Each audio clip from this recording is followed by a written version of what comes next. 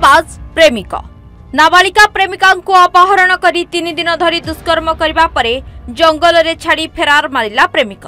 नाबालिका को मुर्मूष अवस्था उद्धार करी पुलिस सहायता डाक्तरखाना रे भर्ती करा जायछि। अभियोग अनुसार सुवर्णपुर वीर महाराजपुर थाना अंतर्गत बाघर तैला गाँव बासु भोई नामक जड़े युवक निकट गाँव जड़े नाबालिका को अपहरण करी 3 दिन धरी हरिणापाली जंगल रे रखी दुष्कर्म करथिले। परे नाबालिका को जंगल भितर छाड़ी चंपट मारिथिले। किछि लोक नाबालिका को मुर्मूष अवस्था रे देखि 108 आम्बुलांस रे आनी डाक्तरखाना रे भर्ती करिसेंती।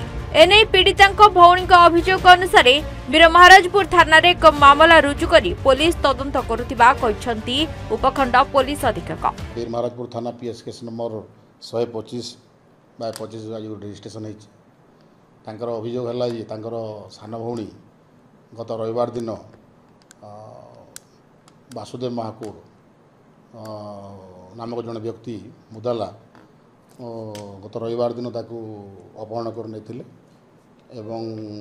अपहरण कलापर सहित माने शारीरिक संपर्क रखी अभियोग बारंबार शारीरिक संपर्क रखी अभियोग हो तदंताधीन अच्छी तदंत करुँ मुदला को चेष्टा करुँ अरेस्ट कर फड़ कर।